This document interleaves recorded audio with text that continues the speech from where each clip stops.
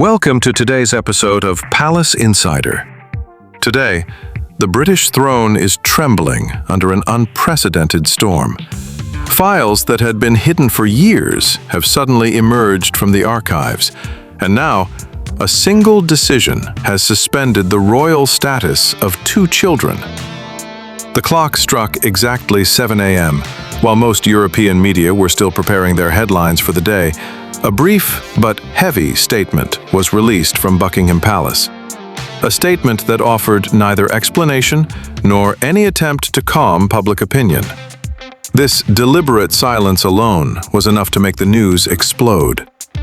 The official message confirmed that Prince William had directly and knowingly refused to endorse the DNA report provided by his brother, Prince Harry.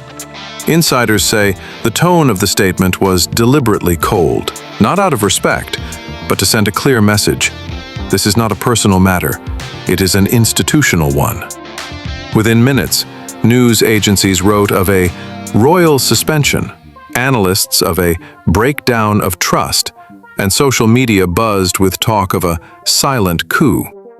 Hours later, William's position became clearer. He announced that no child, even a child bearing the Windsor name, would be officially recognized independently and fully under royal authority without a second DNA test. But this was no ordinary test. William emphasized that the sampling must occur on British soil, the chain of custody must be flawless, and the laboratory must be directly linked to medical institutions approved by the Crown.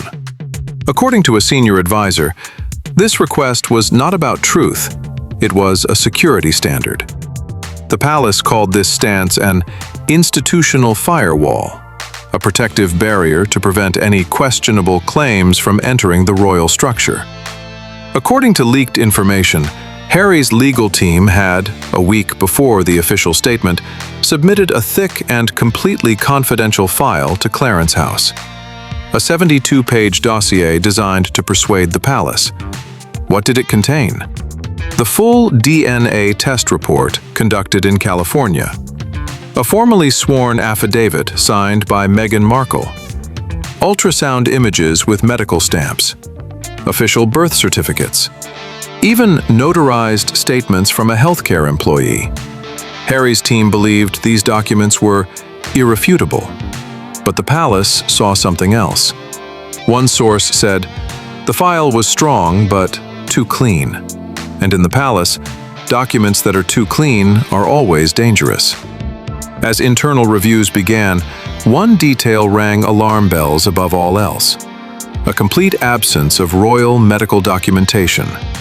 Unlike the births of William and Catherine's children, there was no confirmation from royal physicians. No official birth report was filed. No hospital discharge record appeared in the archives. Even the usual royal doctors' names were entirely missing. An archival source said, "For the palace, the absence of a record is worse than a bad record." This medical void turned the case from a family dispute into a matter of institutional security. Ultimately, a decision was made that is nearly unprecedented in modern monarchy. With William's direct signature, an emergency order was enacted. The royal registry was locked. Any additions or changes to names were halted. The status of Archie and Lilibet was placed in indefinite suspension. This action did not mean removal, but it carried far more weight. An insider explained, "Suspension means they are neither accepted nor rejected. They remain in limbo." For the first time in over a century, the royal registry moved neither forward nor backward. It simply stopped. Now, everyone is waiting. Will the commission vote in favor? Or will this suspension become permanent? Is DNA enough? Or will the Crown make the final decision? If you want to know what happens in the next chapter of this royal crisis, subscribe to the channel. Like the video. Comment below. Which side do you think the truth is on?